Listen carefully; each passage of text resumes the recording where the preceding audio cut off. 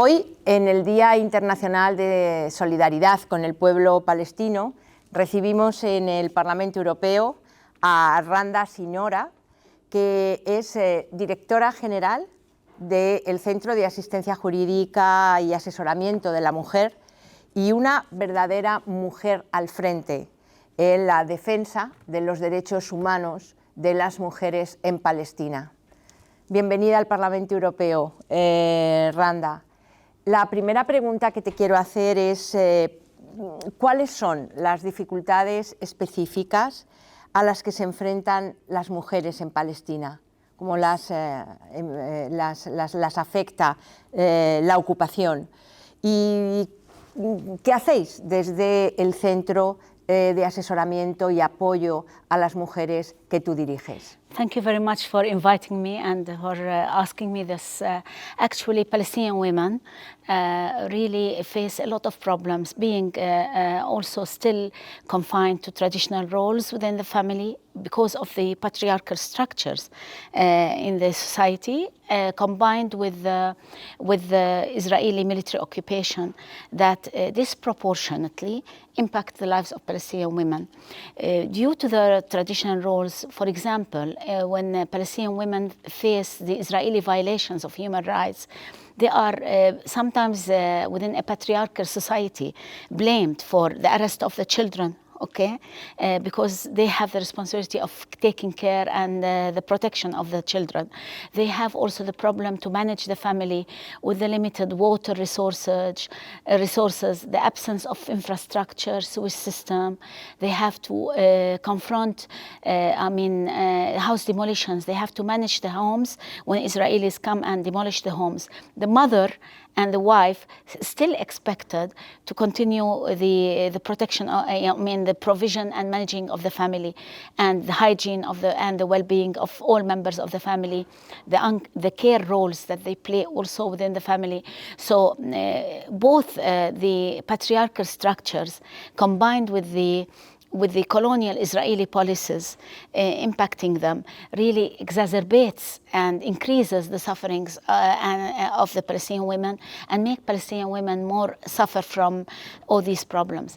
For example, one of the issues is domestic violence. Domestic violence exists in our society, prevails like all other societies, but many times because of restrictions of movement and Israeli family unification policies, many women prefer to endure violence because they want to stay with their children, and Israel is not providing family unification or permits within the occupied territory, and especially in Jerusalem where it was illegally annexed. So the sufferings is intensified when we deal with women. The Palestinian Women's Center for Legal Aid and Counseling provides direct legal aid and counseling to women victims of violence, especially domestic violence. They also litigate on their behalf in Israeli courts and in the Palestinian family courts, whether for the Islamic Sharia courts or in the Christian courts. We litigate freely on their behalf. We have helplines where the women could directly contact us for assistance, and we also have shelter, an emergency shelter, for the protection of women victims of gender-based violence.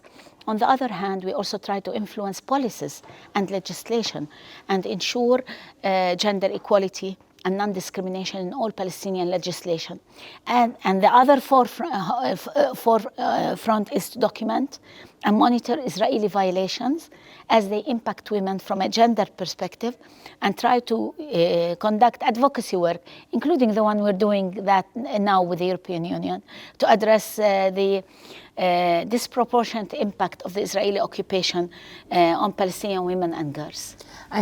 Eso quería preguntarte, Randa. Hemos visto en los últimos tiempos un incremento de la criminalización de las ONGs palestinas que trabajan en distintos aspectos de defensa de la sociedad civil.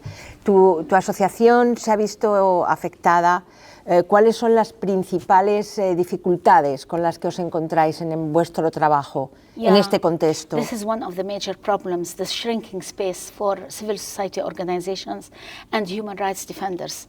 And some of the Israeli monitors, especially the NGO monitor, that is like watching out on us and claiming that what we do is political work and quote-unquote terrorist work rather than human rights work. And they try to say that we use human rights as a tool. And they try to incriminate the work of human rights defenders and institutions. The last one, if you know, about the incrimination of the work of 6 organizations, civil society organizations, human rights defenders, through closing up their offices. And that is really also attacking journalists and media who are trying to bring to the world what is happening in the occupied territory. So it was, as a result, for example, the killing of the well-known reporter from Al Jazeera, Shireen Abu Akleh, last May, was an example how they target journalists, media, and human rights defenders. Try to constrain their work, try to prevent them from conducting the work, and really asking for accountability to the Israeli violations. In one hand, this is a problem, and the other one is within the Palestinian context. If we don't have rights and freedoms and respect for human rights defenders, sometimes there might be an abuse for peaceful women demonstrators and activists when they are in the streets, when they are being, blackmailed, or their private information is intruded, and by the Palestinian civilian, by the Palestinian security, where, for example, to try to refrain women from participating in peaceful demonstrations, they try to disseminate information, personal information that they took from their mobiles on social media. And that is another way where this is really negatively impacting human rights defenders, especially Palestinian women, human rights defenders. So I have to have a double jeopardy: the occupation and its policies, and the second one is the constraints on rights and freedoms within the Palestinian society, and also the conservative elements in society who are conducting smear campaigns against human rights defenders, because we're calling for a family protection bill based on the Istanbul principles and based on the CEDAW Convention, the Convention to eliminate all forms of discrimination against women. We are being heavily attacked, and they are supporting their arguments for political reasons, these political Islamic groups, in order to conduct smear campaigns and defame feminists and human rights defenders in the Palestinian society. And that's really is negatively impacting our lives. So all of these together makes the sufferings of Palestinian women multi-layered and complicated in the context of Palestinian society, especially for human rights defenders. Randa, estás en el Parlamento Europeo, aquí hay muchos diputados que trabajan por la defensa de los derechos humanos y muchos diputadas, especialmente por la defensa de las mujeres. ¿Qué nos pedirías? ¿Qué lo más importante que pedirías a la Unión Europea para ayudar especialmente a las mujeres y niños palestinos? I think the European Union could be a very strong supporter for general rights and freedoms and women's rights and gender equality. This is coming from the standards and principles of the European Union and from the countries that are supporting the Palestinian people and their cause to and the right to self-determination and to find a just and durable solution. So the European Union is required to play a more political role. Not only, we don't want the European Union to be a checkbook for us. We think that you can be very influential on the political level, especially that this Israeli-Palestinian conflict and the prolonged military occupation should come into an end, because it's the deep problem to many of our issues. We are not able as Palestinian people to determine our future, to have the right to self-determination, to control our natural resources, whether our self-determination to political, civil rights or economic, social, cultural rights. I think a lot can be done, because we need to be also engaged in the women, peace and security agenda.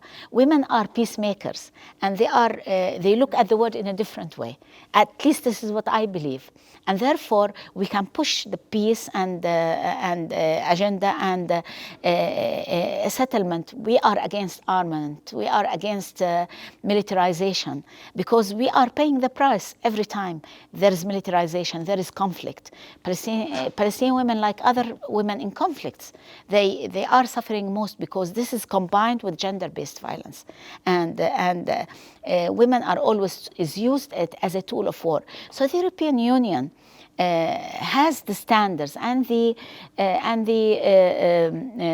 actually the tools to really influence politics and influence main duty bearers to push forward for more gender equality, and that could be also to bring in or mainstream gender issues and gender equality in all the resolutions they come up with. And I think we deserve, as Palestinian people generally, but as Palestinian women, to highlight that many of the issues we are addressing are human rights issues and are based on discrimination because of us being women or girls. And therefore, we should push forward towards first of all, in the Palestinian context, to conduct Palestinian elections, and the European Union can play a role, because we have to be part of decision-making as well. And the rotation in a democratic way through election should be respected. Yeah. Secondly, we need to address the root problems of the conflict, and that's the illegal, prolonged military occupation and the acquisition of other people's land by force. Which is aggression against the Palestinian people. So the European Union can do much through these positions, and we no more think that the European Union can do without addressing the root problems and saying that we can't come to consensus over issues that are politically complicated. I think they are not complicated if we go back to the European standards and international law, both human rights and humanitarian law. There's a lot of reference points that are supporting the strive of Palestinian people to self-determination and their sovereignty and the right to a state, which is overdue. Randa, muchísimas gracias por poder dedicar este tiempo a este espacio de Mujeres al Frente. La posición de la Unión Europea en relación al conflicto Israel-Palestina es clara. La paz debe avanzar, la ocupación debe terminar. Y estoy convencida que esto se debe hacer con las mujeres. Las mujeres son constructoras de paz, las mujeres palestinas son constructoras de paz, son muy resilientes, son muy valientes, están al frente de organizaciones como la tuya e indudablemente deben jugar un rol fundamental en ese deseado fin de la ocupación y de la existencia de dos estados, Israel-Palestina, que puedan vivir juntos, seguros y en paz. Muchas gracias, estaremos en contacto. Thank you very much.